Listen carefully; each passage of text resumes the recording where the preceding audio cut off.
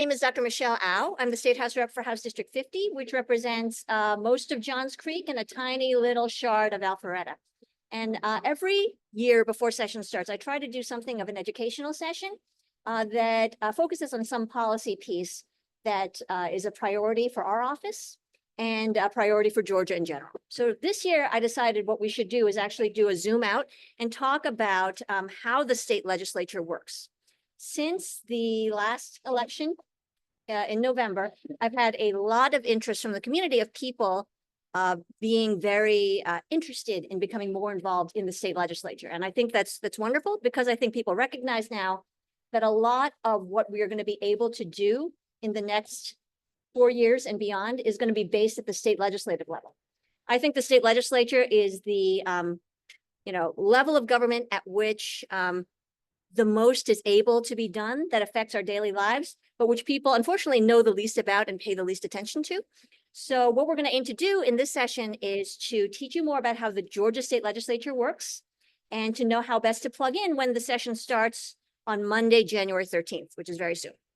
So I have, I wasn't planning on doing this, but when I started to put together my notes for the session, I realized I'm actually going to do a PowerPoint, which is how I'm more used to giving talks actually in my regular job, which is in medicine, because I think it's maybe a better way to communicate this information. So I'm going to have, can you help us share the screen? We're going to get our PowerPoint up. So hang out for a second. So we do share screen here. Yeah.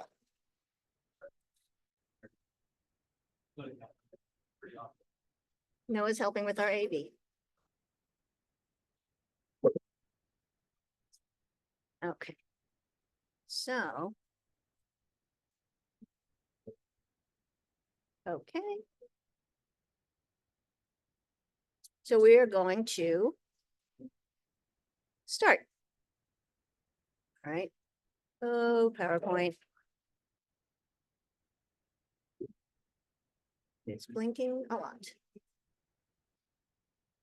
How do I do play so it's like showing? Okay, now it is taking up the whole thing. So many screens. Okay. So this first slide is just saying what I just said. This is what the point of the lecture is. So let's just get into it, okay? Thank you for making time on a Saturday. So first, some basics. Okay, the Georgia legislature was created in 1777. That is a long time ago, right? That was just 1 year after the signing of the Declaration of Independence. One thing you might notice for our students of history is this is actually makes the Georgia State Legislature older than the US Congress. So that's interesting. Some things that are similar to the federal legislature is that it has 2 legislative chambers, as you may know, the Senate and the House. Okay, so here's some basics for people who want to know these kinds of things. So the Senate has 56 members and the House has 180 members. Okay, what this means is that the Senate representation represents about 3 times as much population as the House members. Each chamber and each member represents a geographic district in which they live. Okay, so unlike the US Congress, Georgia state legislatures must live in the districts they represent. Right? You may be aware that in the US Congress, you don't have to live in your district as long as your voters feel that you are sufficiently plugged into the interests of the district. But for the state legislature, I live in House District 50. Okay, I live actually just right across the street. So Georgia has a part-time legislature. And what that means is that it's only in session for a portion of the year. Okay, usually what that means is it runs between January and April. Under normal circumstances. Now, there have been some abnormal circumstances in the past, which we can get into, but usually count on us being at the Capitol between January and April. Okay. This is also known as a citizen legislature because it theoretically enables lawmakers to stay more active in their communities and to be more invested in the communities that they serve throughout the year. Okay. This is true to an extent, but it's limited somewhat by the time and the cost that's entailed in serving in the legislature. Legislator pay is about $22,000 a year with some additional compensation for per diem and mileage, okay? I add those details because there's some people who are on this call who may be interested in running for office, and I want you to know all these details because it's important when you're making these decisions. Okay. Per the Georgia Constitution, the legislative session runs for, I think the exact language in the Constitution is quote, no more than 40 days. So could it run less than 40 days? Certainly. But usually it runs exactly 40 days. Okay. However, these days are not consecutive. As you know, if you're talking about between January and April, that's more than 40 days, right? So we are not in session gavelled in every single day.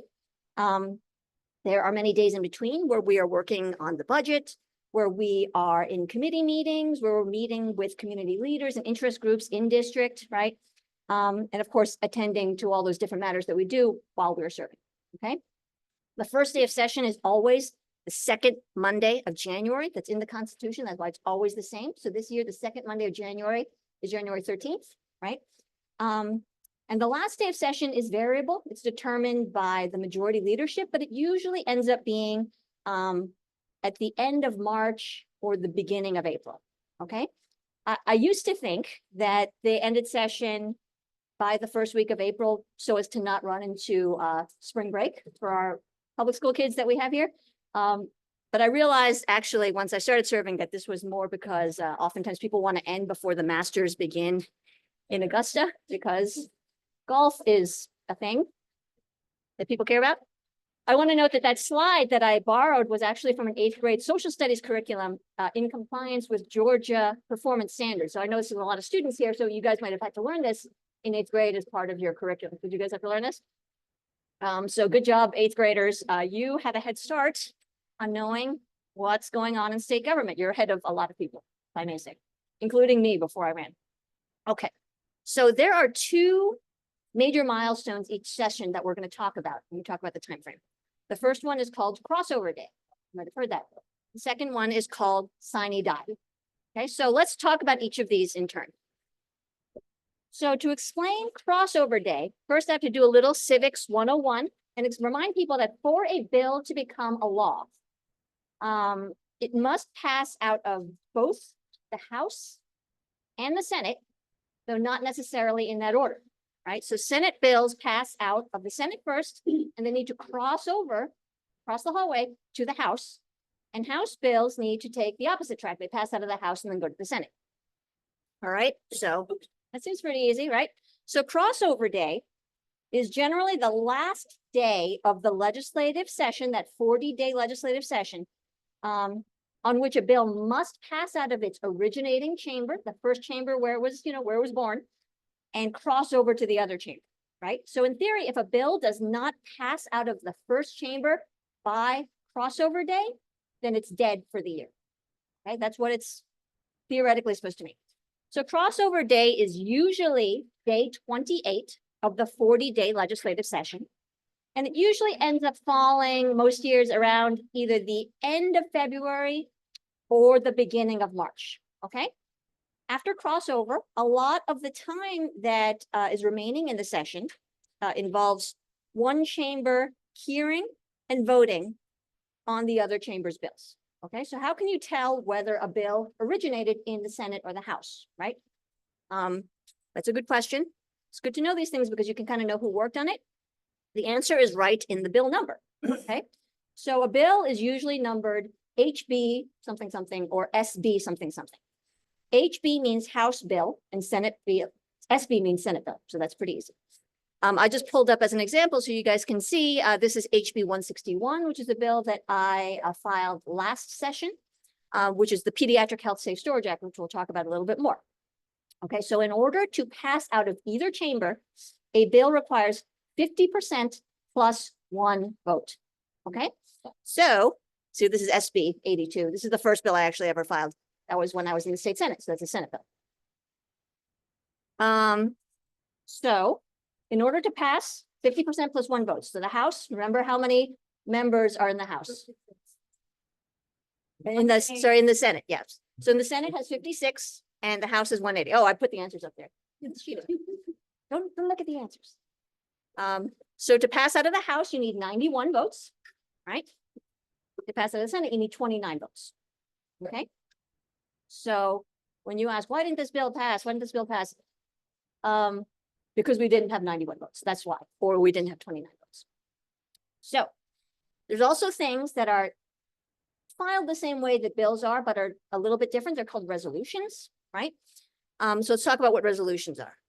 Resolutions can be many different things. Many resolutions that you see are largely sort of honorary or ceremonial, and what they often are recognizing outstanding individuals or community organizations and the like.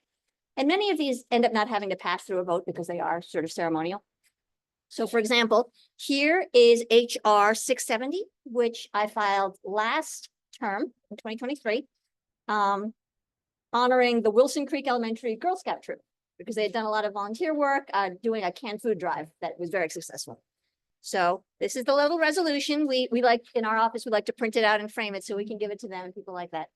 And we usually go present it to them in person so they can share it with their friends and they can take turns taking it home, that kind of thing. So, however, there's different kinds of resolutions also. Ballot referendum questions, which I think someone had a question about, and amendments to the Georgia Constitution also need to be filed as resolutions. And these need to be voted on, just like a bill, right? However, when they're voted on, the threshold for them to pass is higher, right? For a bill, we talked about it being 50% plus one. A resolution needs to pass a 2/3 majority in each chamber in order to pass. For a referendum question, it needs to get a 2/3 vote in both the House and the Senate in order to be placed on the ballot for citizens to vote on, okay? So in answer to a question I get pretty often, unlike in other states, Georgia does not allow for citizen-led ballot referenda questions yet, right? So all ballot referenda have to pass through this 2/3 majority in the House and the Senate through the legislature. So when people ask me, why can't we just put Medicaid expansion on a ballot? Why can't we put abortion rights access on the ballot like they did in Kansas? That is why, okay?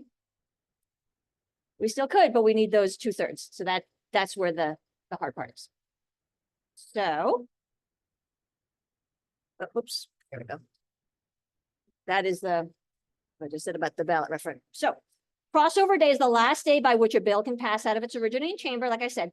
So there are some notable exceptions to this, especially if you are in the majority party and you control all the levers of government. And I can get into some of those exceptions if people want to know, but let's just keep it simple for now so we can get some questions. So sine die, however, is the end of the line, right? Sine die is the 40th day of the legislative session, the last day that we meet for the year. Whatever bill survives long enough to make it past crossover, but does not pass by sine die by that last day, does not pass for the year, period. No exceptions, okay? So I noted, I just put this picture up because I find it hilarious. The AJC took this picture and they consistently run it. And I don't know why, because I look kind of crazy in it and my name tag is crooked. But I like it because it's the consternation of when your bill does not get called up by signing down. So I noted that the legislature runs in 2-year terms, right? So let's say you have a bill your first year and it goes all the way through, but it doesn't pass by sine die, which is what this face indicates. What happens to that bill in the year in between, right? After the first year. So if it's the first year of a biennium, you still have 1 more year to get it passed, right? Meanwhile, between years, what happens in that like between time, right? The bill gets sent back to the last committee it was assigned to, right? So for example, if one, for example, had a gun safety bill that didn't get passed that year, it gets sent back to the last committee it was at, which is probably public safety. And when the legislature comes back for the second year of that 2-year term, you can pick it up back again in the public safety committee and start again, right? So it's kind of like in a video game. You guys like video games, right?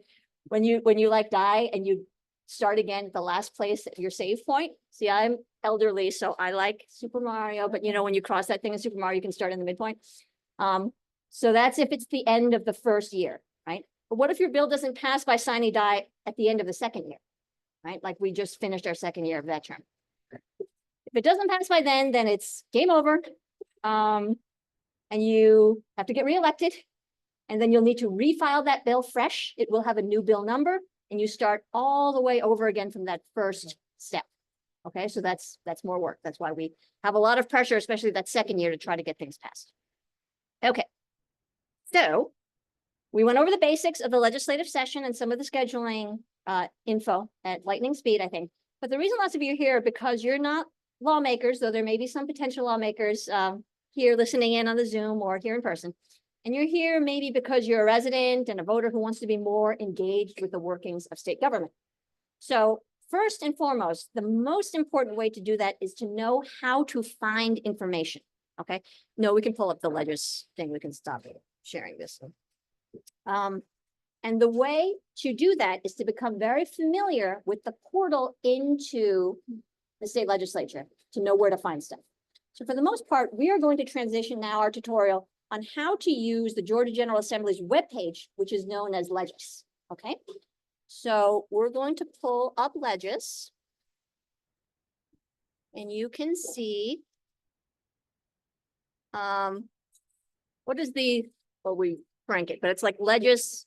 .ga.gov. Legis.ga.gov. See, my computer auto-populates it now, so I like can't remember it. So why don't we go through first? Can I still, actually, you know what? Okay.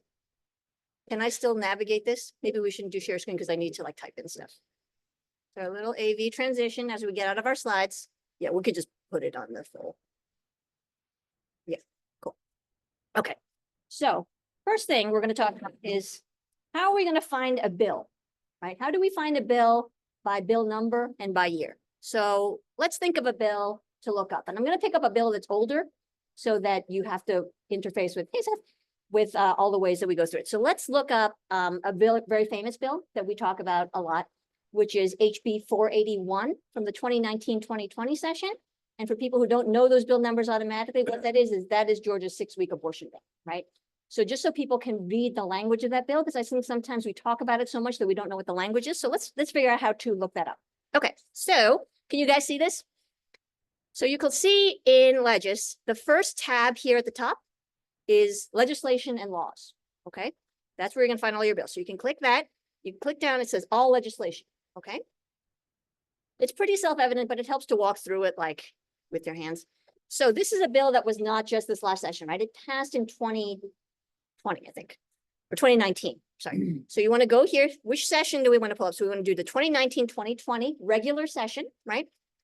And then that was HB 481, so that's a House bill, right? You can see, you can choose between House bill, House resolution, Senate bill, and Senate resolution, which we talked about all those categories. So that's a House bill. We type in 481.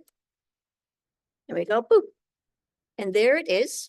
That is HB 481. So when you click on it, you get a lot of information on this bill and what's inside it, okay? So you can see all the sponsors of the bill. In the House side, it only shows the top 6 sponsors, but that gives you a pretty good sense of who authored the bill or who is shepherding the bill through.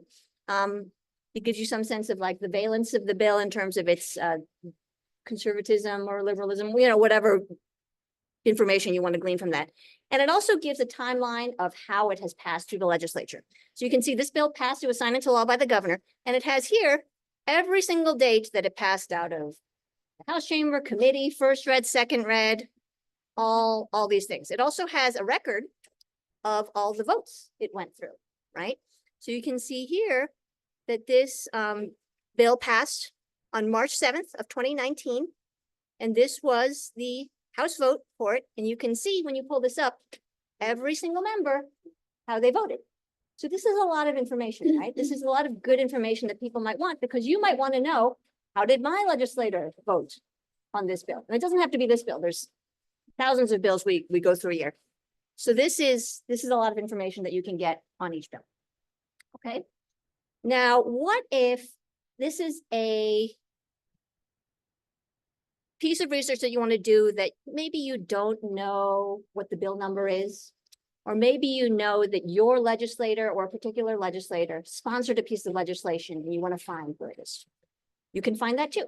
Okay, so here we're back on the home page. Let's say it's a House rep, right? So you can do House of Representatives, and you click down here, and you can click here to say all representatives, right? So let's say we're looking up that Terry Nulowitz, our friend Terry Nulowitz. She sponsored a bill, a resolution I remember, about protecting IVF access. Okay, so let's figure out what that bill number is. So you can go here. This has all their contact information, their office phone number, their district address, if you want to mail them something in district, right? And here it will say all the committees they're on, right? Sponsored legislation is what we want. Here, under sponsored legislation, you see there's two categories.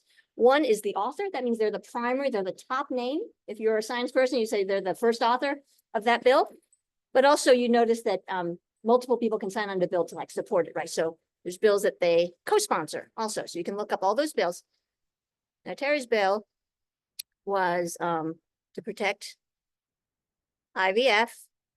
And you can see, you can scroll down, it lists all the bills first and all the resolutions second. So you can pull it up in that manner. So here we go, HB 1497. Oh, I found it. This was the bill that she sponsored to protect access to IVF in the state of Georgia. And the reason we were talking about IVF access is there's some other states nearby that made it very much more difficult because of their reproductive right restrictions to access IVF in this way. So you'll notice all the co-sponsors on this bill. I know she did talk to some of our Republican colleagues about co-sponsoring. It ends up that all the people on this bill were Democrats. You can see my name is on here, right here.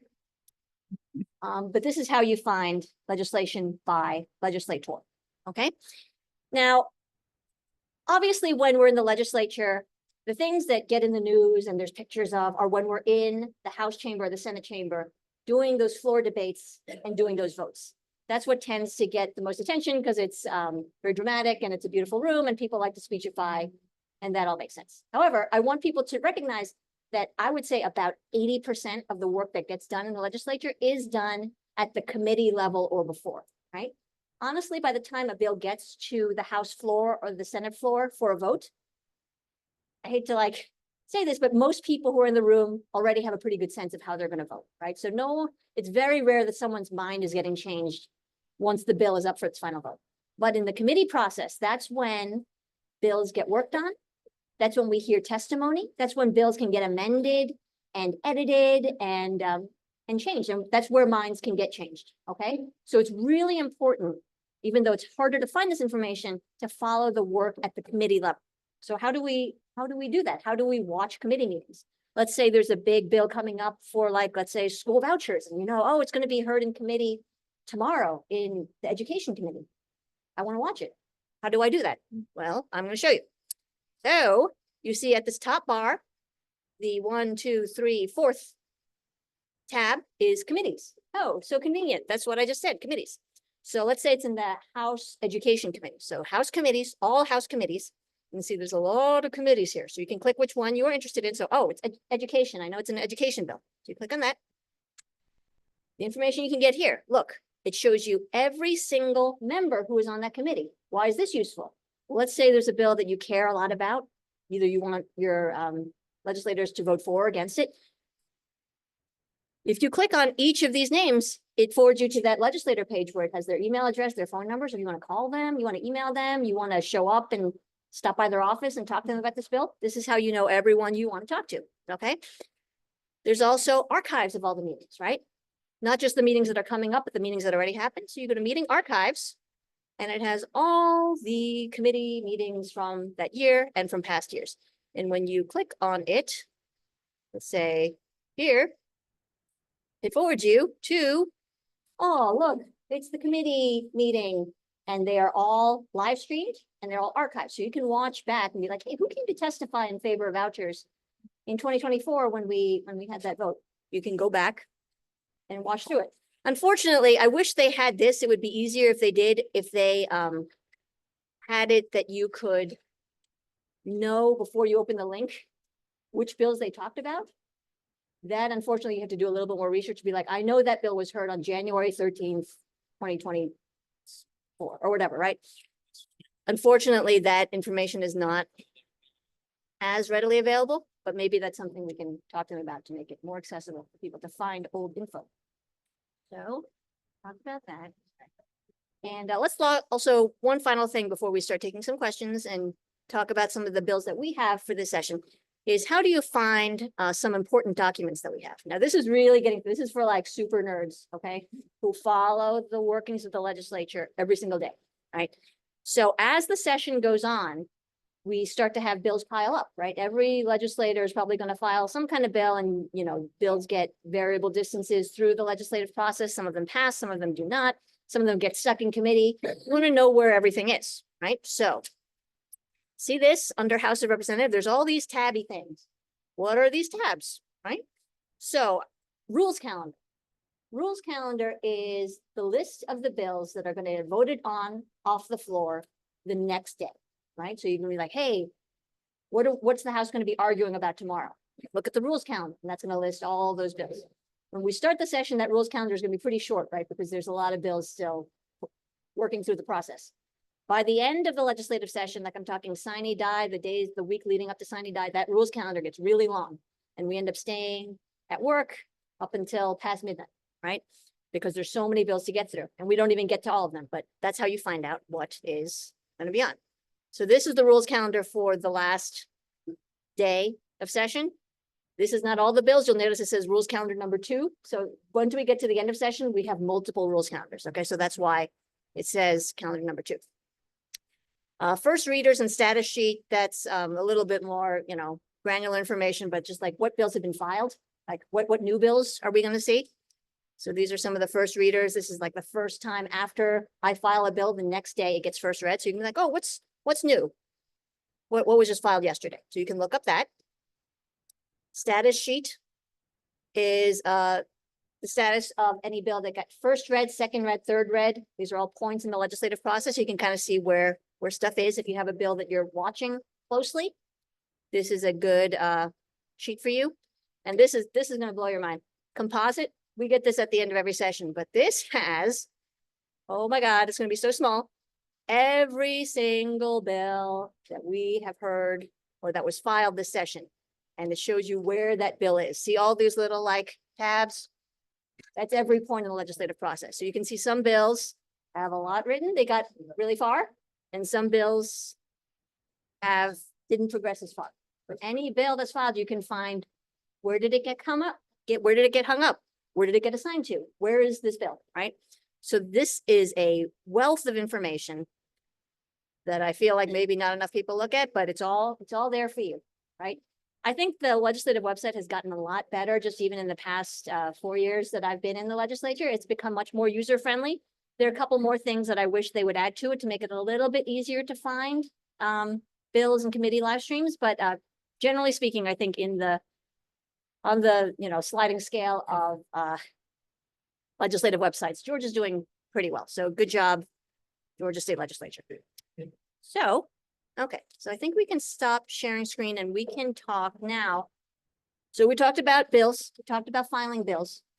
I'm going to pass around some of these bills that our office is going to file, okay? And I'm doing this because I want you to see what these look like. I want you to touch them. I want this to be demystified because there's no magic to this.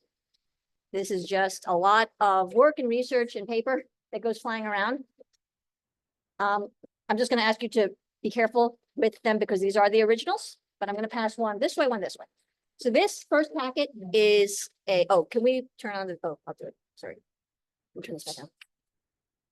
Hello, I'm sitting next to a slot machine. This first packet of bills is our slate of gun safety bills that we're going to file this year. There are 4 bills, okay? There are 2 safe storage bills. One requires the safe storage of any guns that can be accessed by someone 18 or younger. And the second bill offers up to $300 tax credit for purchase of safe storage equipment. The next 2 gun safety bills have to do with universal background checks, meaning any gun sale or transfer needs to undergo a background check process. At present in the United States, about 1/4 of guns that are purchased or transferred do not have to undergo a background check process, which means people who we agree as a society should not have such easy access to guns are able to buy them, right? So that I think makes a lot of sense. And the 4th bill has to do with a required waiting period, a 3-day waiting period for purchase of new firearms, okay? And that one seems probably like it would be more difficult to pass in Georgia, but I will note that even our friends to the south in Florida have a waiting period, right? And Florida, as we know, is extremely conservative. So Florida can do it. I think we can do it. Yes, and Florida has they have a stronger safe storage law than Georgia. So these are all doable things. I think we just have to have the will to do it. So I'm going to pass this around this way. Okay, you'll notice that each bill has 2 copies of it, right? They're stamped 1 and 2 from Legislative Council. So both of those have to be signed when we hand them in. Okay, and I'm just showing that around so you can see what they look like. Okay, so that is one tranche of bills that we have. Second tranche of bills, which I'm going to pass the other way, are a lot of our health policy bills, okay? Again, each of these bills has 2 copies, and how I like to do it, this is just like inside baseball stuff, but how I like to do it is I like to set up my bills so it's very easy when I get co-sponsors. When you see here that the original copies of the bills have lines here that you can get co-sponsors on. So when you're the author of a bill, they just pre-print your name on the first line, and you want to choose who is the best advocate that I can get to be my second sponsor, third co-sponsor, fourth co-sponsor, right? And there's a strategy to this, right? Because you want to have co-sponsors that can be the best and most persuasive advocates for your bill, right? And that may be different depending on what kind of bill it is. For example, there are some bills that I know might be a heavier lift that I really try very hard to get some of our Republican friends to sign on to it, because that in a state with the Republican trifecta is the easiest way to pass a bill, okay? So you can see it's 2 copies, and what I usually try to do is I put them one upside down and they're both facing out, because when I have someone sign it, I want to make it easy for them to do. Flip, sign on the other side. They have to sign both copies, okay? So that's just as a matter of like, you know, ergonomics, and so you're not like having someone sign in the hallway and you're like, oh, you know, it's just makes it easy. So these bills, some of them may sound familiar to you because we didn't get them all the way through last time, but doesn't mean we can't get them through this time. This first one is a bill that I think is very pertinent with respect to health insurance coverage that we've been talking about a little bit more after the tragic murder, especially of the CEO of United Healthcare, that we've been having more conversations about how the health insurance program works in the United States and how it fails our patients, okay? So this is a bill that I ran last time, and it has to do with requiring insurance coverage for emergency ground ambulance transfers, okay?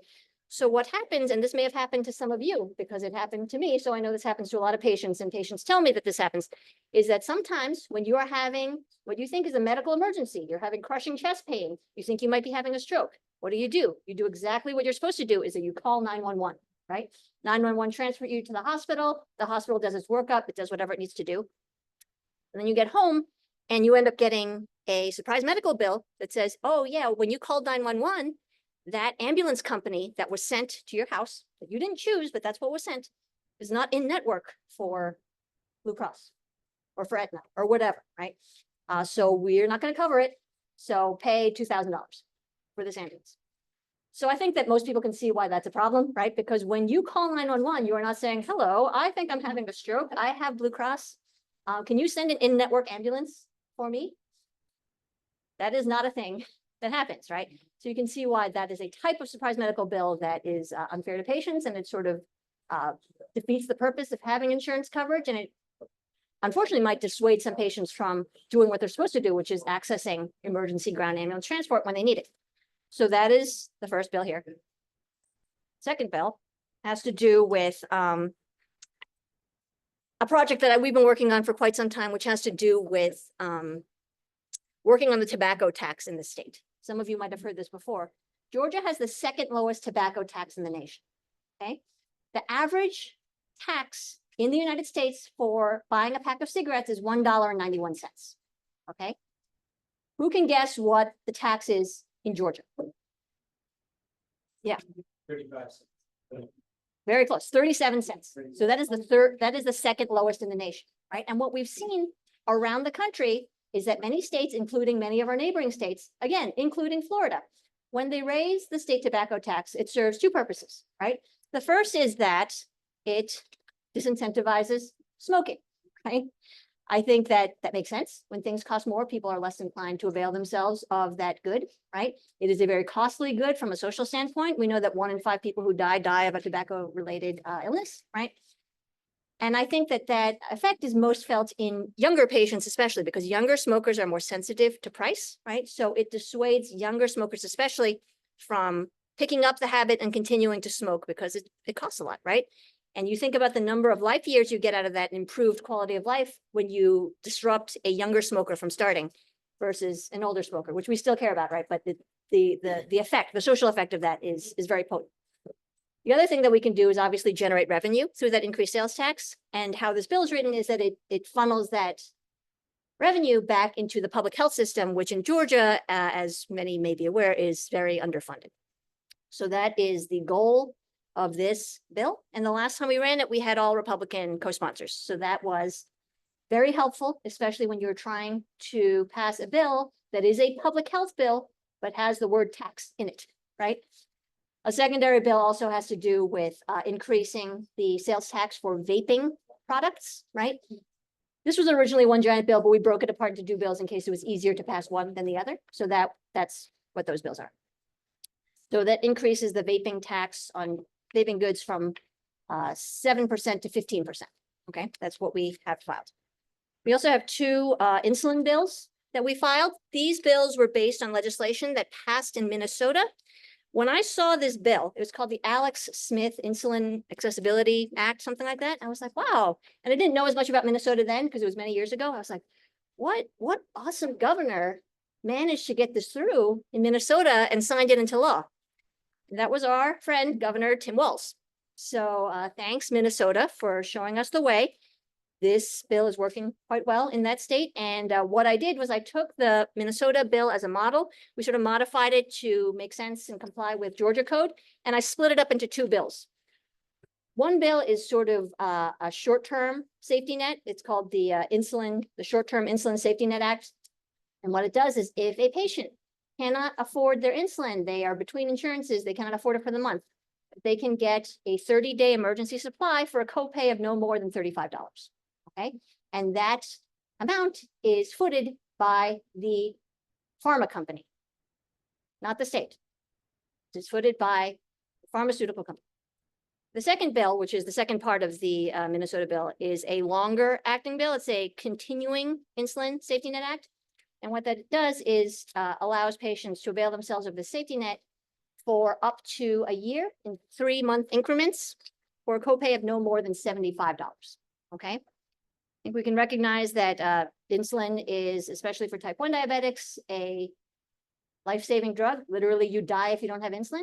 So people should not be dying, especially once they age out of their parents' health coverage at age 26, because they cannot afford their insulin. In fact, when I said the Alex Smith Insulin Affordability Act, Alex Smith was a 26-year-old patient who aged out of his parents' ACA health insurance, couldn't afford it. He was rationing his insulin and he died.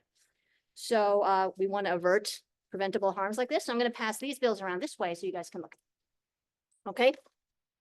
And the one last thing I'm going to show you is we have two resolutions so far. The resolutions are on a different color paper.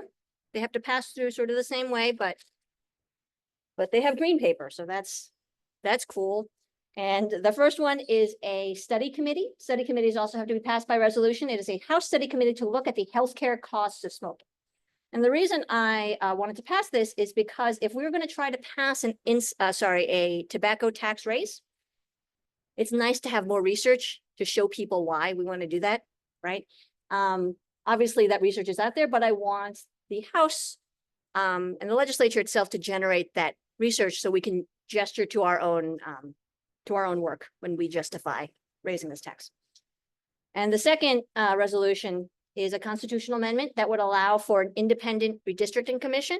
Currently, the legislature draws its own maps, which I think we can all see why there's a conflict of interest in when we are allowed to pick our own voters.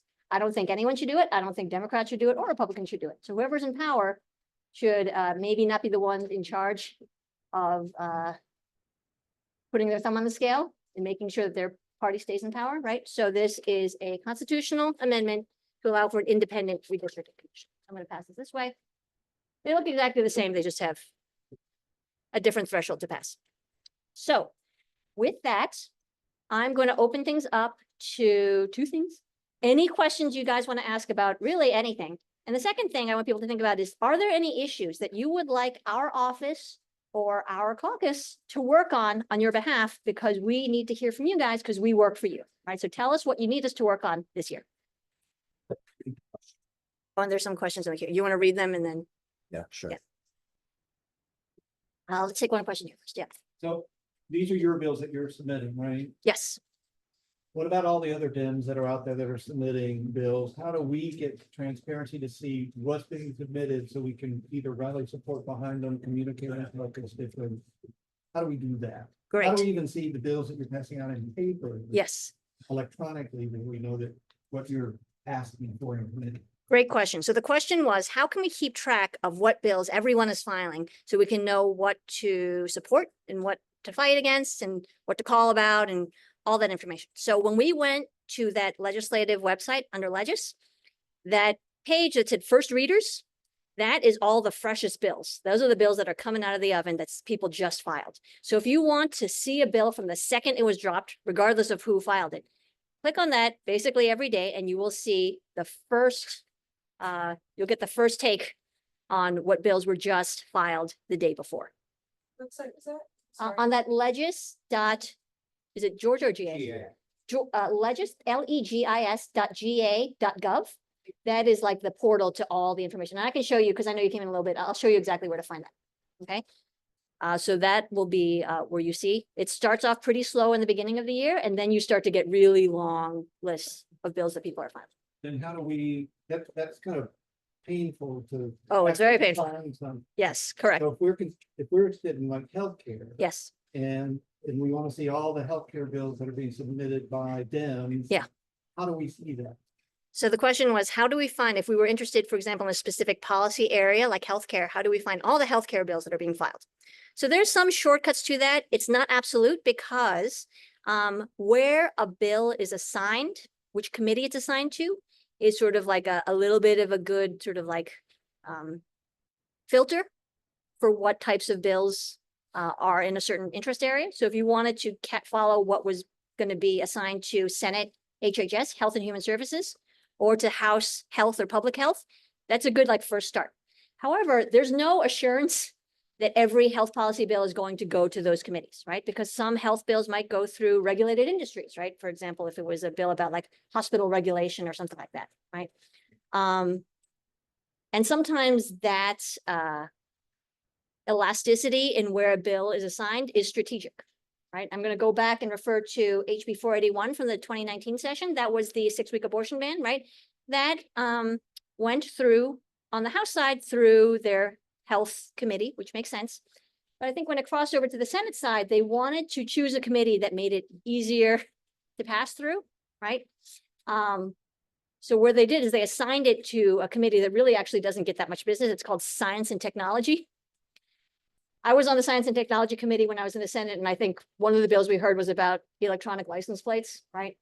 So this was a committee assignment that I think was strategic in order to shuttle this bill in the most frictionless way to get it to pass out of committee, right?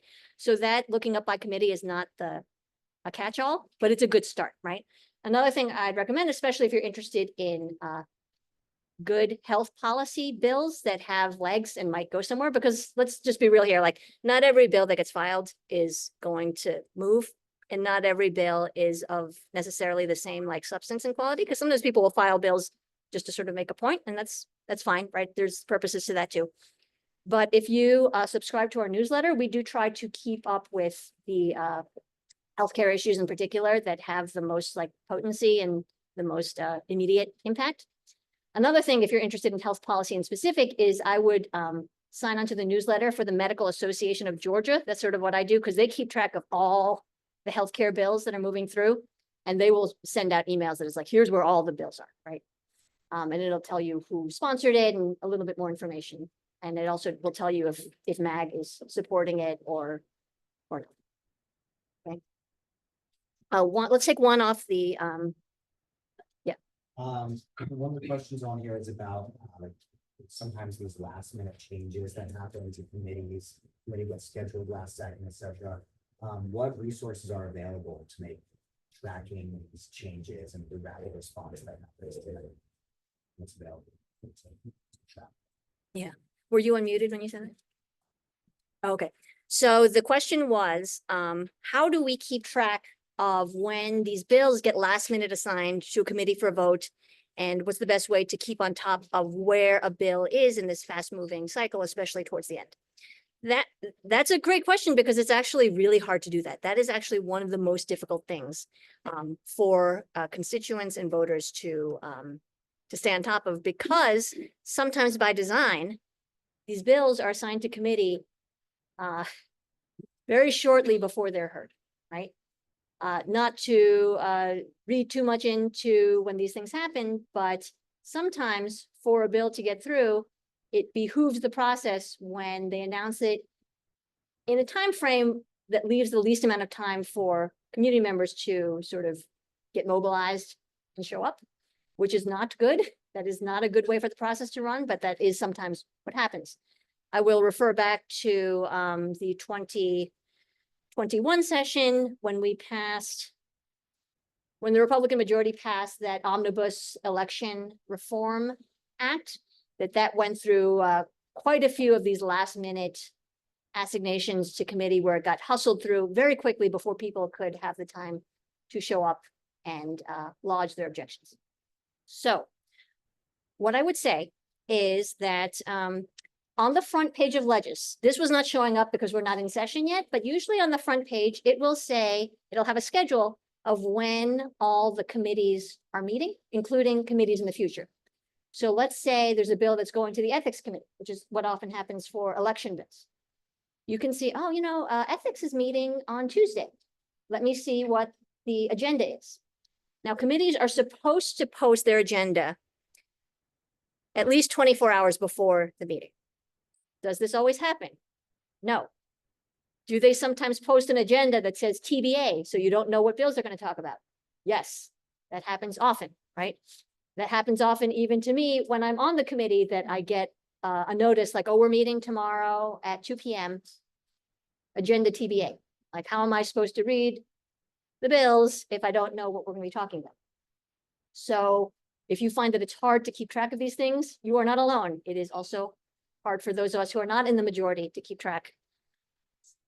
And that's sometimes on purpose. But what I would also say is if there are trusted members of the legislature that you know are subject matter experts in certain areas. For example, I'm going to point to our colleague, Syra Draper, who represents House District 95, I think, that's in town in DeKalb. She is our resident election law expert, right? She used to be the head of the voter protection department at the DPG, right? So she is our go-to, and she follows a lot of the election laws very closely. So make sure you're following her on social media. Make sure you're following her like legislative page, because when she sees something coming, she will let the rest of us know. And it's sort of like a phone tree where we'll tell everyone else, right? So I would identify that there's people who are very good at certain things. I would recommend that you follow our Office for Health Policy stuff, because we are very tuned into that. It's just like at a hospital, right? Not everyone can or should do everything, right? Not everyone is a generalist, nor necessarily should we be, right? But there are subject matter experts who will keep closer tabs on this thing and let everyone else know when it's time to activate the community. In so much as we have lead time. Yeah. How do we know? Yeah. You're getting the communication. Yeah, well, we'll tell you guys. We will post it. So you'll notice that on my social media, what I'll do is if I see that there's a committee meeting coming up soon on a hot button bill, I will post it everywhere. Like, it is meeting here. It is at 3 p.m. at CLOB, or it's at 7 a.m. Sometimes they'll post it a meeting that's really early. So, sometimes things are difficult for people to get to, right? By design. That we will tell everyone so that if you can get there, that you will know as soon as we do, right? I know that's not like a really satisfying answer because it should be more public, but it's just unfortunately how it is. And it's like that for us too. Sometimes I don't find out until hours before also. And if you have a really intense interest in a particular bill or a particular committee, you can actually, go downtown to the Coverdale Legislative Office Building, and you can go to the committee meetings and you can see some of the, at times, craziness that goes on when these decisions are suddenly made at the last minute. Oh, we're going to move to this room, or we're going to talk about this. It can be really crazy, but you can see in person how that process works sometimes. Yeah, Bob is saying that it really helps to know what's going on by, if you're able to actually go to the Capitol and attend these meetings, so you can kind of see the pace of things. And it's, there's a reason that lobbyists whose job is to stay on top of legislation are physically there every single day. And there's a reason that lobbyists and people who are most, invested in where bills are checking the hopper, which is the basket in which new bills are dropped every single day to be like, what was dropped today, right? That is the straight source of where legislation is. But I always encourage people to come visit us, even if just for interest. I love it when students come down. I love it if people bring their kids to come down, because it's a great way, I think, not just to become more involved in the legislative process, but to demystify it. It's really not, it's a grand building and it's very, austere and all these types of things, but it's your house, right? You belong there. And we want to be able to show you all the ways that you can get plugged in. I think Bob and then Phil. First of all, thanks, Michelle, very much for doing this. I think it's very helpful. Picking up a little bit on the question about finding out information on bills, and I guess this would be more historic bills. I appreciate your walking us through the website, but let's say that you don't have the bill number. Yeah. Let's say you don't know the year, but you know the topic that you're interested in. Yeah. I was unclear if there's a way that you can just search by topic. Yes. So tobacco tax bills, for example. Yeah. To pick up the topic we were talking about. There is, Where is that? There it is. yeah, I'm gonna pull it up. Hold on. I'm just gonna show you because I think we're not on share screen anymore, but if you go, I'm just gonna show you guys. Under legislation and law, all legislation, where it says search keywords. So for people who can't see my screen right now, when you go under legislation, all legislation, there are 4 sort of pull down menus, and the one all the way on the right says search keywords. So let's say you want to look up all the gun safety bills that were filed last year. You can put in firearm or gun or whatever, you know, topic you want. And that's not going to catch everything because sometimes people talk about it in a different way. And if you get too specific with your keywords, you might miss some. But I would say start like put in insulin, for example, and then you can see all the insulin bills. That's one way. You just do search by topic. Search by topic, and you can also search by legislator or co-sponsor. You can just be like, I know something that Terry Nulowitz filed. Let me find it that way. Yeah. And that'll apply to bills that are currently under consideration once the legislature is in session as well as historic bills. Yep, it'll apply to, you can pull up on the menu if you want it to be the current session or past sessions. You could just pull down on this pull down menu. Can I just ask one other question? Yep, Bob has another question. For the strategic question, you mentioned with regard to tobacco taxes. Very interesting. That you have the bill to increase tobacco taxes. But then also having a legislative study committee or whatever it's switched Mhm. called. Can you just talk a little bit about the strategy there? It sort of seems to me like one might want to have the study committee first Mhm. and have all the ducks in line. And I know you know the science of this already, but and then introduce the bill versus necessarily doing them at the same time. Can you talk a little bit more about that strategy? Yeah, so Bob was asking about the strategy behind filing a resolution to start a study committee on a certain policy topic and filing a bill in order to, for example, raise the state tobacco tax. You'll notice that when I was talking, I said I filed a bill resolution to have a study committee to look at the issue and to raise the tax. You're right. It is better to have had the study committee first, which is why I have been pushing that study committee since my very first year in the legislature in 2021. It did not pass. It got very close to passing when I was in the state Senate. For some reason, it got held up because of reasons. But yes, the goal of having the study committee, at least for me, and people have a lot of different goals for why they have study committees, is you want to generate an internal document that is native to the legislature. Because when you generate a study committee report at the end, it says, here's some suggestions of things you can do to address this problem. And what one would hope is that would be one of the solutions. And then you could say like, hey, this is the study committee report that you guys put out. Why don't we tackle this issue?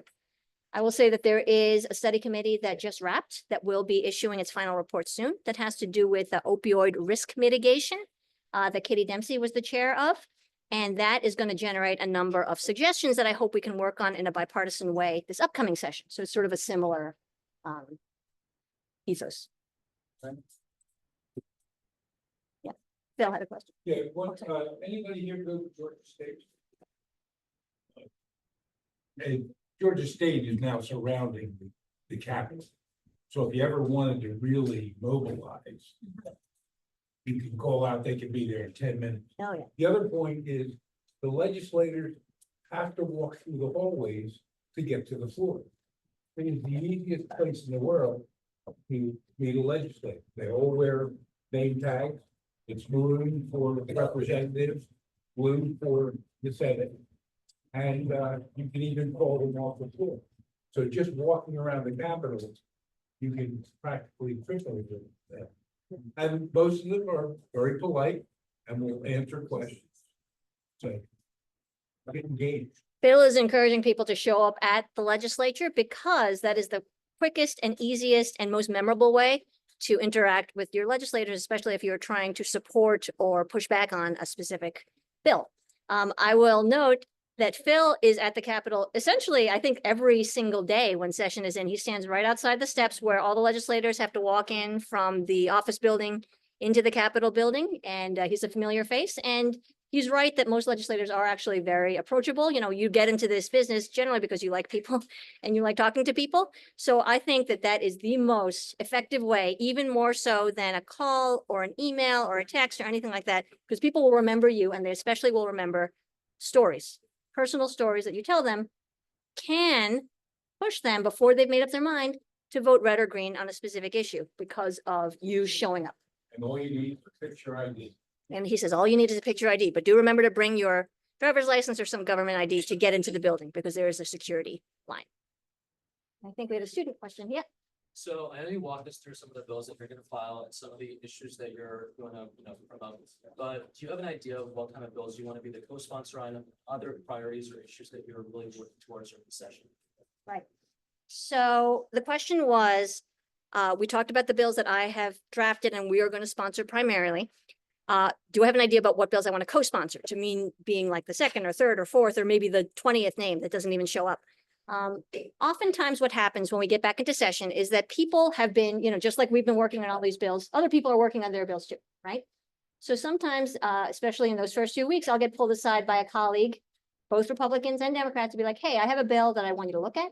Maybe they're still working on it. Maybe it's not ready yet, but they ask like, hey, can you look at this and tell me what you think? Or does this make sense? Do you want to add anything to it? Oftentimes these are healthcare bills because of my, professional expertise, but there are all types of different bills that I get asked to weigh in on. And sometimes they'll ask, hey, would you like to co-sponsor this bill? So those are solicitations. Sometimes I end up co-sponsoring a bill that I actually drafted. Why does that happen? Because sometimes one recognizes that the best way to pass a bill in a Republican trifecta legislature is for my name, Michelle Au, Democrat, to not be at the top, right? That makes it easier. So sometimes I'll draft a bill and I will go to someone who I trust and I know is a good advocate and say, hey, do you want this bill? I'll drop my name down, second, third, fourth, I'll take my name off. Whatever gets this through is what I want to do. We've tried to do that with a number of bills. And if you look up the tobacco tax bill that we filed last session, you'll notice my name is not at the top of that. Why is that? It's because it is a bill to raise a tax in Georgia during an election year, right? So I wanted to find good Republicans to be at the top of it. And what we ended up doing is all the other co-sponsors were Republicans, and they were all Republicans who had a healthcare background, right? So that does two things. One, it's easier to pass it with Republicans at the top when they control everything. And the second thing is it makes it clear that this is not a tax bill as such. This is a public health bill. So it kind of brands it in that way. And who you choose to be your co-sponsors is strategic because you want to give the flavor of what that bill is, especially if it's like trusted people, people who are in leadership, that sometimes they'll just see a name that's like, oh, Sharon Cooper's on this bill. That's good. That's a good bill. Sharon signs good stuff, right? So it's like the branding of a bill is a lot of that. Yeah. I think some other one, right? Oh, I was just curious, could you explain what your day is like during those 40 days? Like, are you just, I walked in 5 minutes late, so maybe you said. Oh, yeah. No, I But, didn't. like, what it is like? Like, are you commuting back and forth every day? Are you in meetings? Just what is that like those 40 days? So the question was, what is the day in the life of a legislator during the legislative session? This is a great question, especially for people who are interested in running for office, because you need to know what is this job is that you are applying for, right? So I live here in Johns Creek, right? I live right over there, right across the street from Johns Creek High School. And I am able to, because of where we live, commute into work. There are some legislators whose schedules are different because maybe they live at the border of Florida, right? Like maybe they live in North Georgia. And they can't drive home every day, or if they did, it would be such a time suck. So some people actually need to rent an apartment and stay close to the Capitol during the legislative session, which is, an expense and a tax on their family, right? So those are the decisions that they make. I don't think I personally would have run for office in this moment if I did have to, if I couldn't go home every day because I have 3 kids. But that is, my commute is that it takes about 45 minutes to get in the morning and about that time to get home. When we are in session, it's really highly variable based on what point of the session we're in. The session, especially in the first year of a 2-year term, starts off really slow, like tortuously slow, right? That's why we do so much prep beforehand, because they're like, I cannot stand taking off from my regular job and not doing work, because that is a cost to me, and I hate thinking about all the stuff I could be doing if I wasn't here. So I want to make sure that we're busy. But it starts off very slow. We usually gavel in at 10 a.m. is when the speaker hits the gavel and we're all in the room. Usually for most legislators, they have a caucus meeting where they're meeting with members of the Democratic or Republican caucus to talk about strategy, talk about what's coming up an hour before, so usually around 9, right? So I try to get to work by 9. And then the rest of the day is spent in the chamber. At the beginning of session, it's really very short, very ceremonial. Nothing much is going on because there's no bills to vote on yet, right? So maybe we'll be there for like an hour and a half or 2 hours. Closer to the end of session, we are in the chamber up until and past midnight, right? Because it's like, well, this is the last chance to pass this bill. Sine die is the, game over. So, and in between, when we are not in the chamber, we have a lot of work at the Capitol that includes committee meetings, right? If we're on at least 3, 4, or 5 committees, that we are at those meetings, hearing bills, voting on bills, getting them through that process, meeting with interest groups, meeting with community leaders, meeting with constituents who are coming to visit us. So we try to fill up that time very well while we are there because it is a very short session, 40 days. I'm going to be unpopular in saying this. Everyone hates it when I say this. 40 days is not enough time to get this work done, right? So I really want to make the most of that time because, when it's over and you have to start all over again, that feels discouraging, right? So we try to maximize our time there. But I would say on an average day, I'd say in the middle of session, I try to get to work, at the start of a regular workday, like 9-ish for caucus. And then I'm leaving, I try to leave by, 5, if possible. And that's again, highly variable on what meetings you have that day. Good question. I like these nuts and bolts questions because I like people to think through, especially if you are running for office, you guys, it's a good thing to know what you're gonna be doing. Seth, I think. I was going to say, I really appreciate all the hard work you do, Dr. Al. Thank you. Even though I Thanks, don't Seth. know your district, but I just really appreciate all the work you do. Thank you. Seth, introduce yourself. That's so he knows, member of our Democratic leadership. Yeah, I'm sad. I'm saying it's great to got plugged in, and I had a birthday yesterday. Yay. So I'm getting old, but I feel like but, yeah, I was done pretty cool different section. And I'm returning my role as a New City Catholic. Well, then. Thank you so much, Seth. For this, for this year, if we're more young men. Because I'll kick their ass. And we need to get them off Joe Rogan and get them on the Brian.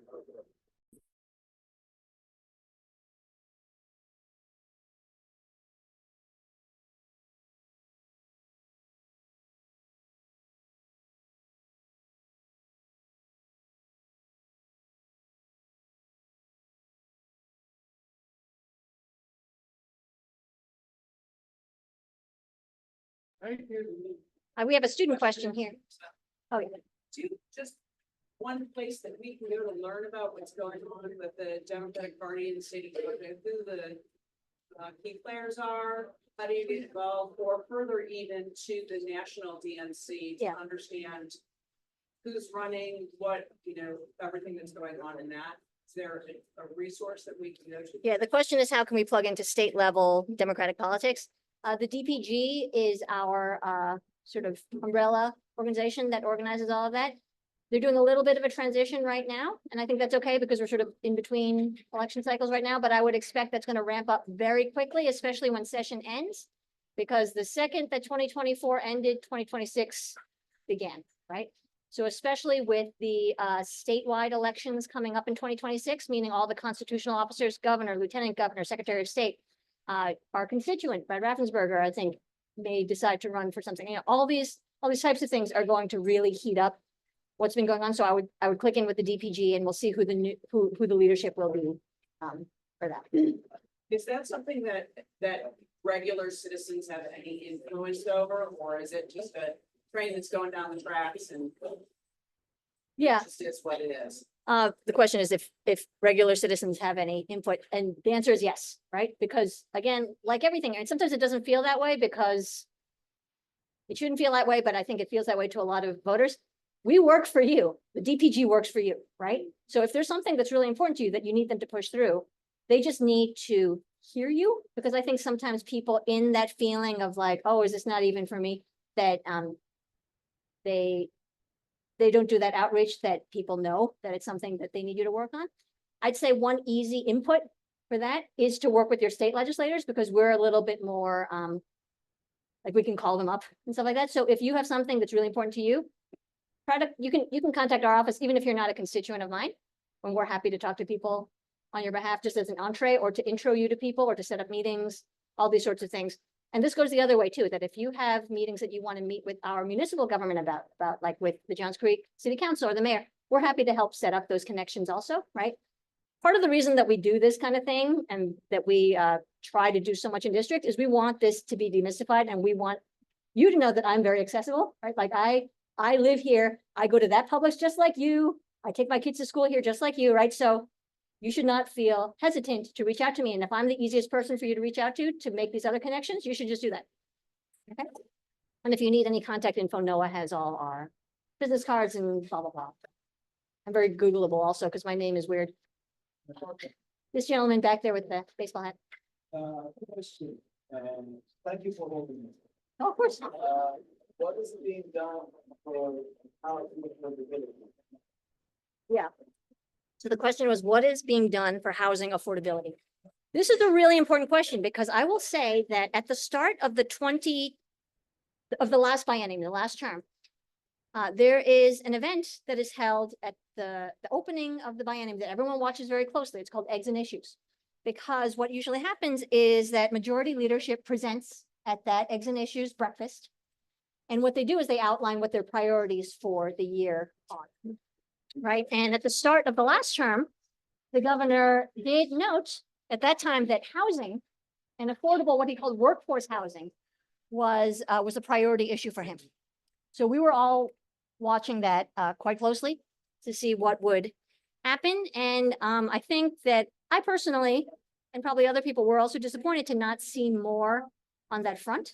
I think there were a couple of small like nibbles around the edges about housing affordability. There were a lot of Democratic bills, I will say, that had to do with not just purchasing houses, but renter protections that did not get very far, right? I'm not exactly sure why, because a lot of these things are, I think, relatively nonpartisan. Everyone has to live in a house. It was stated as a Republican priority issue. So I'm not really sure what held it up, right? I do know that a lot of those issues are going to get readdressed again. One thing for sure, there are a lot of homes that are corporate. And Yes. some of them are even Airbnb, those can make profit for people that invest. Right. And that, that makes a demand, and that makes less supply. Yeah. That brings the prices up. Yeah. I have an idea, maybe making a limit of anybody that wants, you cannot have more than 4 or 5 homes. Any more than that, you gotta sell, or you gotta pay like 5% annually as tax. Right. That way, the discourage property owners to own more than so many homes. I'm going to write this down. So the suggestion was to work on this issue that I think we're all aware of, especially, I will say, in areas like this. I assume a lot of people who are here in person kind of live nearish this area. That housing affordability, and especially the influence and the power of private equity in buying up housing stock is a big problem in terms of making it more affordable for regular folks to buy housing. So I do know that some people, I will say that one of my colleagues, Marvin Lim, who represents a district that's nearby, he represents in Norcross, has done a lot of work on housing affordability.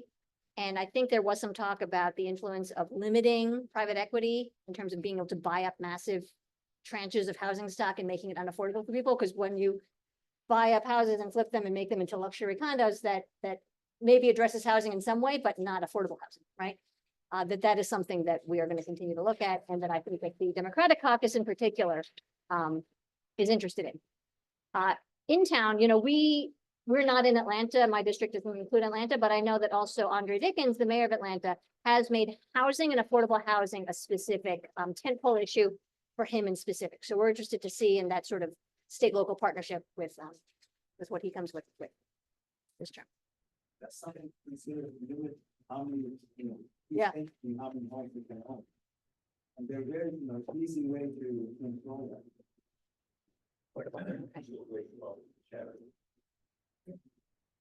We had another, was there, yeah, The 2017 tax cut, what set off the housing.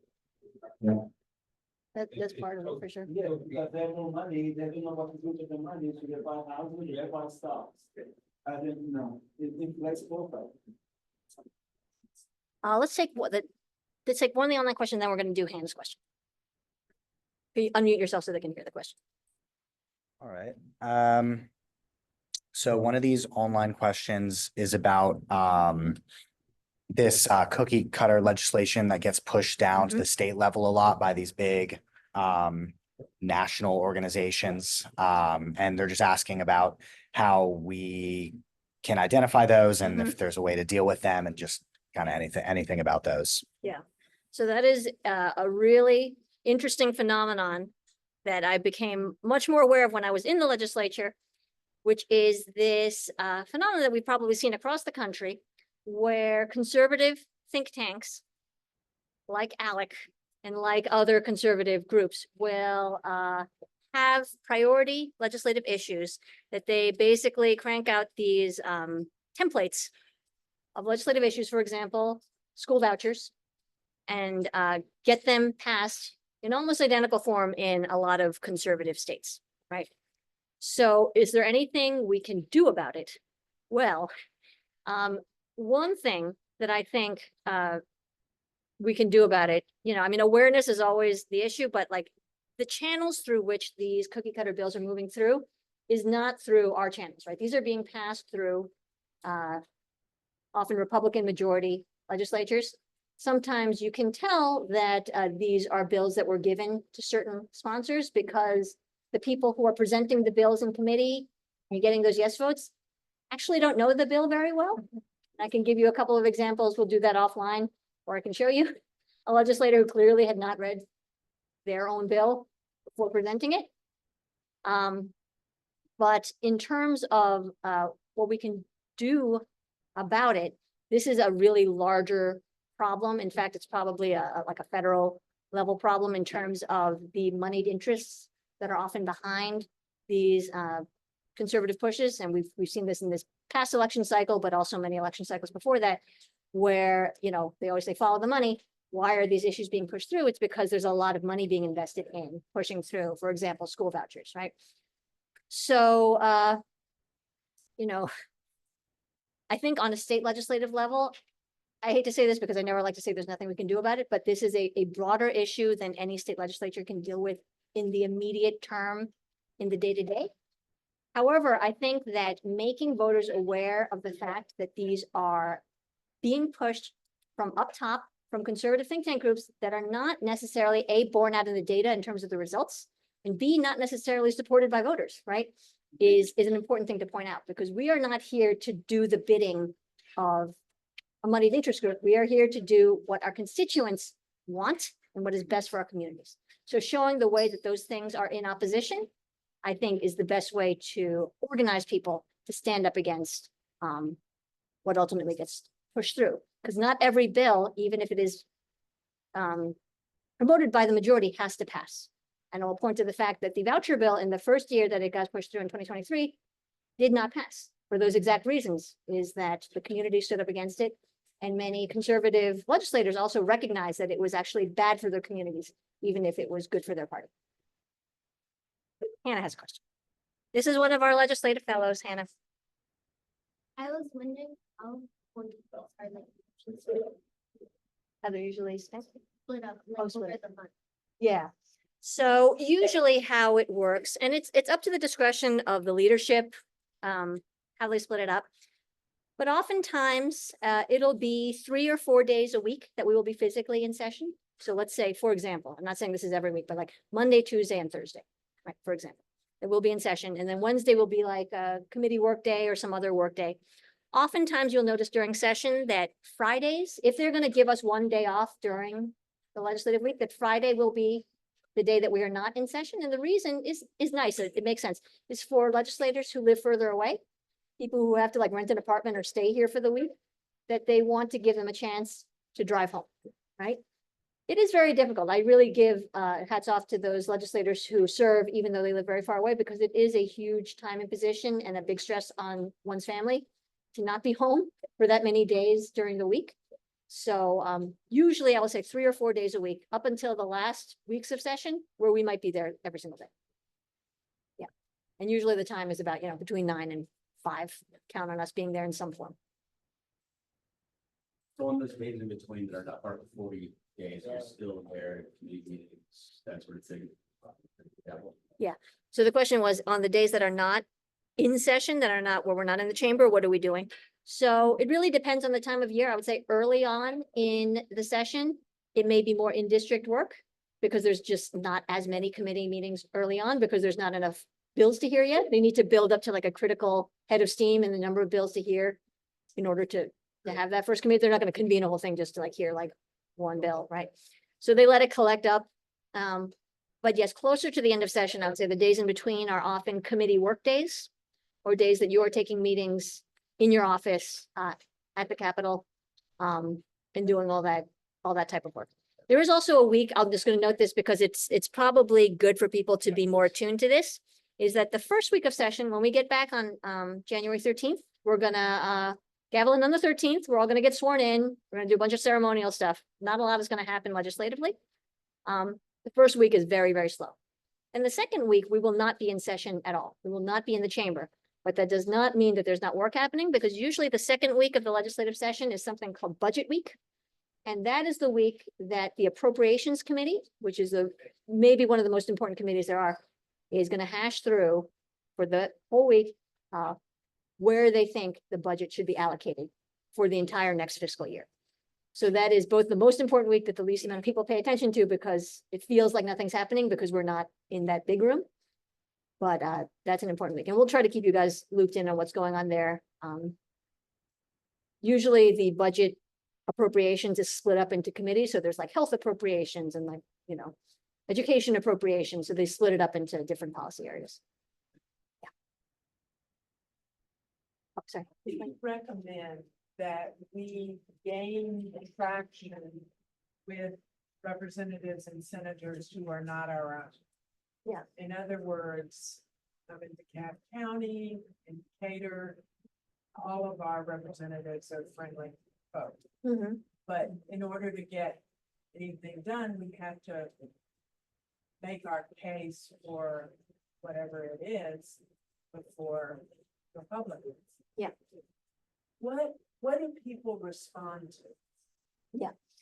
So I'm going to give you, so the question was, how can we get the most, have the most impact in terms of when we're interacting with our legislators, be they Republican or Democrat, in moving an issue forward?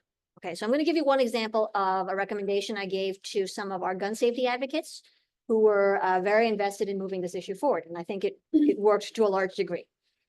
I'm going to say this with the caveat that it does take quite a lot of manpower investment to do this. So it is best to do it with a group of like-minded citizens who want to push an issue, because one person, it's very difficult to cover all these areas.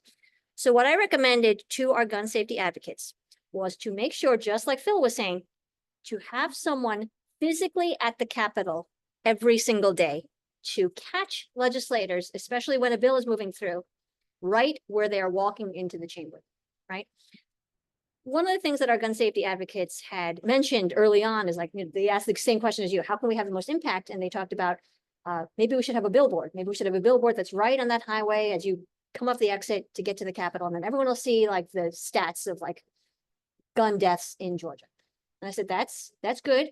However, that costs probably a lot of money. I don't know if it's going to be as visible, and I don't know if it has as much impact as you being there. So I was like, why don't you do this? You are the billboard. I want you to be a human billboard, and you're going to show up and be very nice and be very approachable with a group, or maybe even just you, have some signs. And every time you see a legislator walking up those steps, be like, hey, my name is blah, blah, blah. I live in Decatur, and I'm very interested in this Pediatric Safe Storage Act that passes a requirement for storing your guns securely. Can I talk to you about it, and can I get your thoughts on it? And people will always, I've never seen a legislator not stop, engage with you. These are nice people. They want to talk to you, right? And that's going to be a much more memorable interaction than any kind of email or a little while you were out call tab or any kind of billboard or sign that you could do, because that interpersonal interaction is what sticks in their mind, especially when it's time for them to vote. Roger Bruce was retiring after 2 decades. You can do all the demonstrations you want outside, but you don't see. They don't see what goes on outside the building. Your billboard, Right. even Liberty Square. They, they want to do something. Right. A great example of what Michelle just described in terms of being there physically as legislators are going through the Capitol building. I think she recommended that they organize on the stairwell. There are, levels to the stairs, and they actually, for the bill that was promoting the tax credit, the $300 tax credit for like gun storage, safes, things like that. They physically had a handgun safe there, and they can demonstrate to anybody who walk by how quickly you just touch it with your fingerprint and it pops right open, because that's been one of the big concerns about safe storage is, oh, I could not get to my gun if I need it right away. Well, these things actually work, and it was very impressive to see, and it gets the attention of legislators, and it makes it kind of hard for them to argue against such an obvious thing. Right, like show, don't tell, right? That's always most effective. And of course, the people you're gonna have the most impact with are your legislators, right? Because not only do they work for you, you vote for them, right?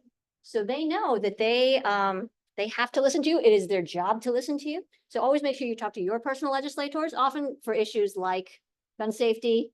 If you live in DeKalb, is that your legislators are already kind of in the bag, right? So you don't need to convince Elena Parent to vote yes on a gun safe storage law, right?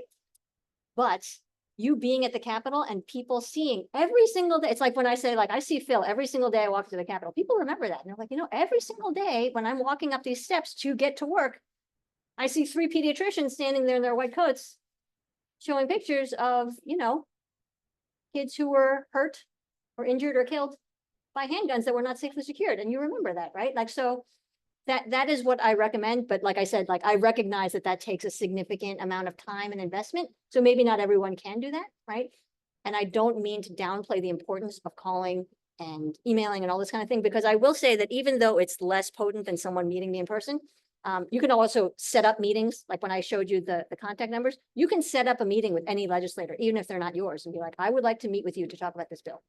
And they will probably try to set aside some time for you, right? Even if it's just 15 minutes. But if I get a critical mass of emails, and I open up my email and I see like, wow, everyone's emailing me about SB 82. What is this? And then I'll look it up, right? Because I do notice when it's like a large volume, or if I come back to my office and there's like 10 slips that are like, while you were out, all these people called you about this bill. I'm like, what's going on, right? So there is, a cumulative effect of having that push, but that's why you need to work with the group, because it's more potent if it's a lot of people rather than just one person. Right. That's the power of organizing. So in terms of getting information about what's bubbling up, the potential legislation, you got your newsletter and tracking other than. What other publications or third-party groups, kind of watchdog groups like the Georgia Budget Policy Yes. Institute? Are there other groups that we can follow to kind of stay up to date on what's bubbling up? Yeah. So I think, so the question was, what other groups can we follow to, did our thing end? Oh, you just logged up. To stay abreast of what's going on in the state legislature.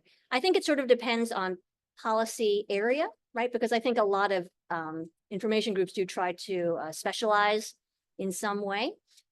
Is there a specific area that you're more interested in policy-wise? I think GPBI, the Georgia Policy and Budget Institute, does a really good look at like the nuts and bolts of funding across a lot of different policy areas. They're one of my go-tos. They're like a quick link for me because they have very smart people working there, and they don't specialize in just one area except for like the budget, which is every area. But if there's a specific policy area, we can give you some recommendations. There's a lot, right? There's Yeah. Health, education. Yeah. Women's rights, voters' rights. Yeah. I mean, it's at least those 4. Yeah.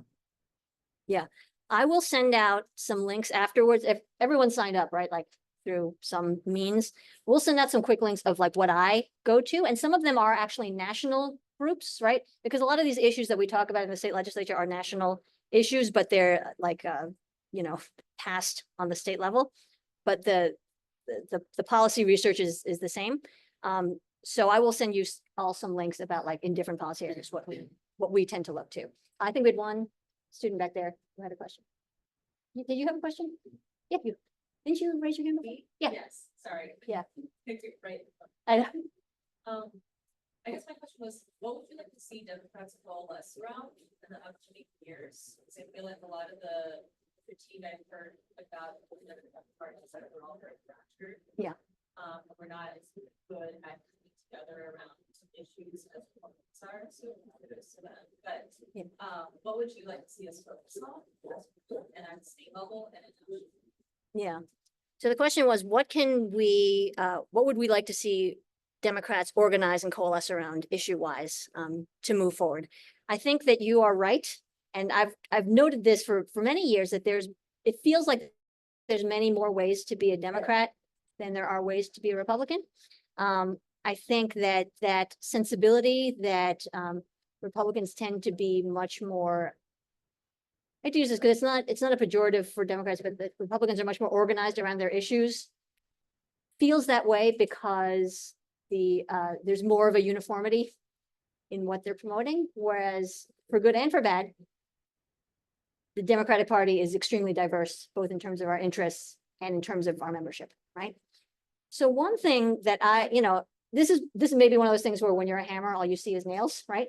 But I think something that's relatively easy for us to coalesce around because it affects everyone the same is healthcare, right? Because everyone needs healthcare, right?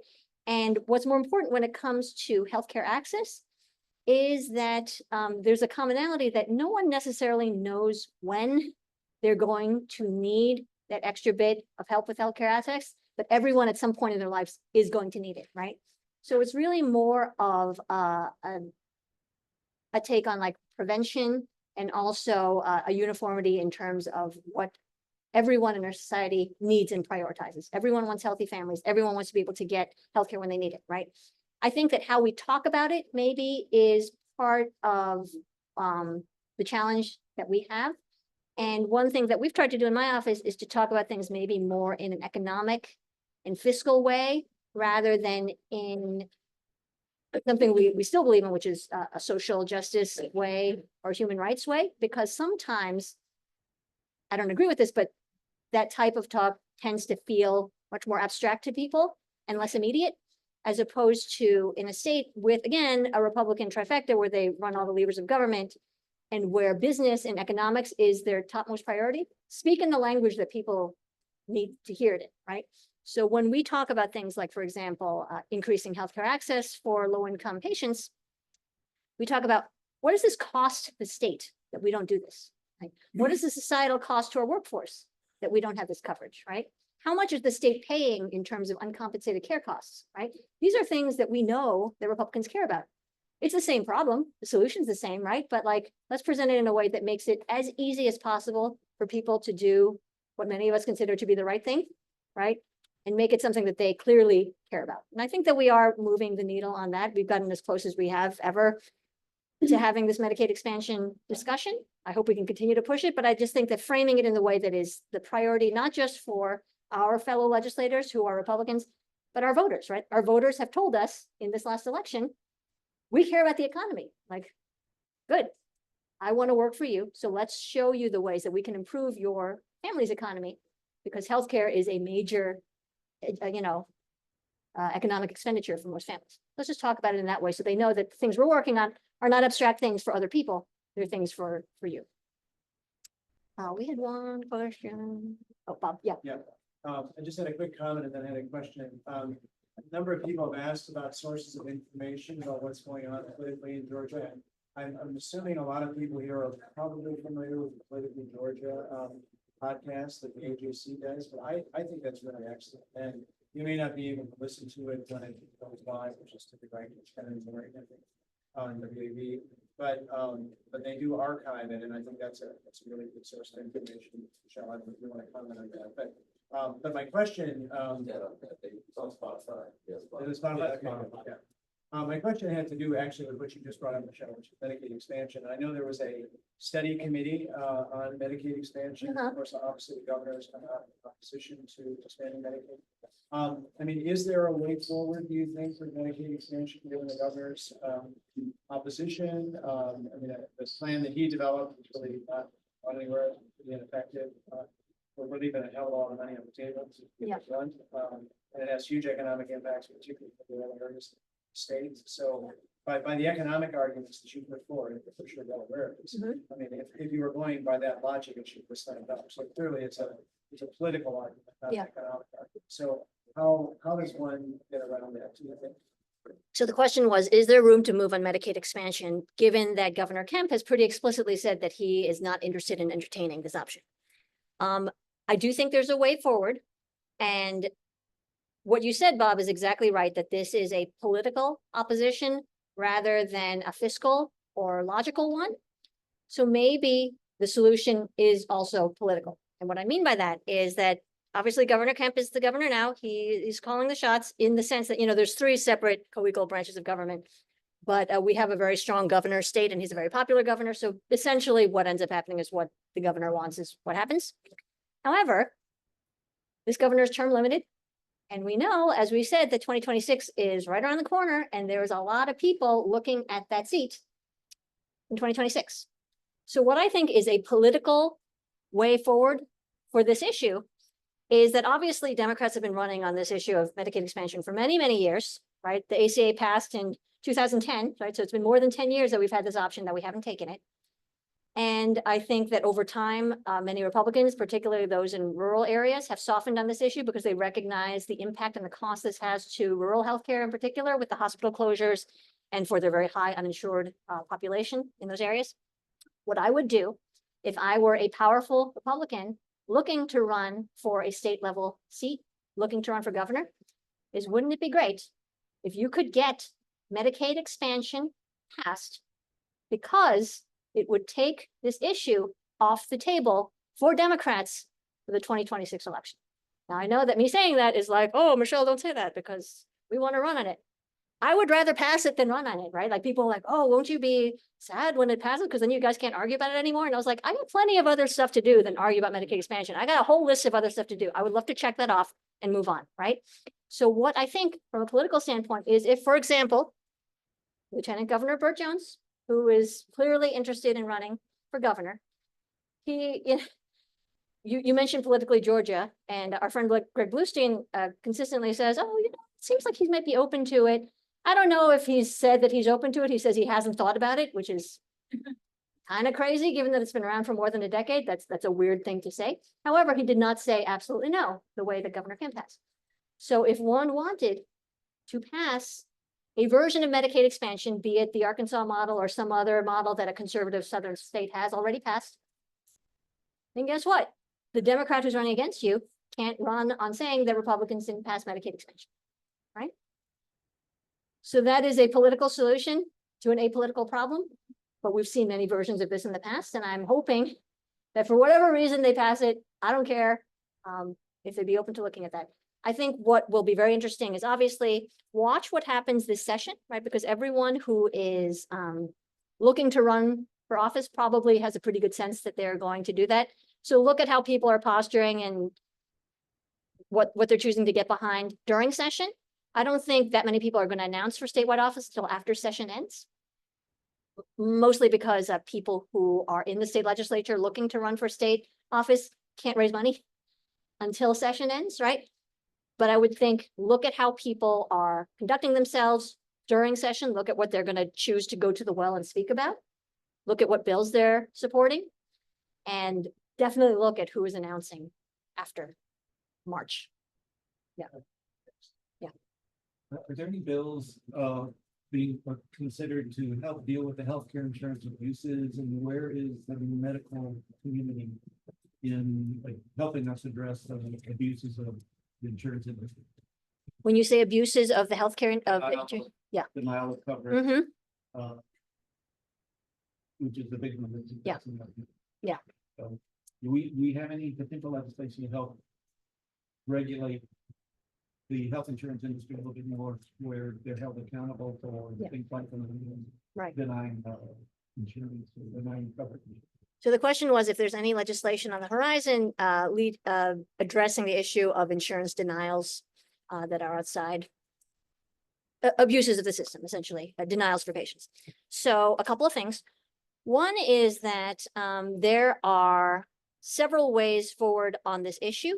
There's the federal level and the state level, right? And they, regulate different parts of the insurance industry. On the state level, when we pass bills, and we have passed bills in the floor, requiring insurance to cover certain types of care, that it ends up only addressing state-run health insurance. So the state health benefit plan, because of ERISA law, which is something more complicated that we can get into. But we cannot require that for every type of health insurance. That is handled at a federal level. However, the state health benefit plan is quite a large, there's a lot of patients on it, so so that does have an impact. And there have been bills that have been passed regarding requiring insurance coverage for certain types of care. For example, in 2022, we passed HB 1013, which was a Mental Health Parity Act, which required health insurances to cover mental health care no less favorably than they cover medical or surgical care, right? So that was an example of something that has to do with insurance coverage. Several of the bills I've passed, including SB 82, which in a later iteration passed, requires the coverage of emergency medical care, regardless of final diagnosis. And what I mean by that is sometimes insurance companies, in particular Blue Cross, would look at a patient's final diagnosis and say they came in for crushing chest pain thinking they were having a heart attack. And they would get worked up in the ER and they would be like, okay, good news, it wasn't a heart attack, follow up with your cardiologist, you were fine, it was just costochondritis or whatever, heartburn, something like that. That insurance companies would look at the final page of the chart and be like, oh, see, it wasn't a heart attack. So you should have known better than to go to the hospital. So we're not going to cover any of that workup. We're not going to cover the cath, the EKG, the echo, any of that. That is unethical, right? So we did end up passing a version of that bill that requires coverage for state health benefit plan to cover emergency medical care regardless of final diagnosis. So there's like tiny bites at the apple that we have been able to do. I will, gesture again to the ambulance bill that I am dropping again this session that has to cover ground medical transport. They did pass a surprise medical bill legislation in 2020, I believe, that limits surprise medical bills, but it left out ground ambulance transport. So I'm trying to loop that back in. So yes, there are versions of these bills, but I just want people to know that at the state level, it can only address state-run healthcare insurance plans. So it's something that we have to do with our federal government to cover everyone. These are really good questions, by the way. I can tell you guys pay attention to government. Yeah. A week from today, you can buy tickets to go to the Wild Card. Oh, yes. The opening of it's the night before the session opens. I think it's $50 this year. It benefits food around Georgia. And you'll find people that may be running for future office may stop by. You have a good level of legislators will be there. And, Yep. Yeah, the food's not bad.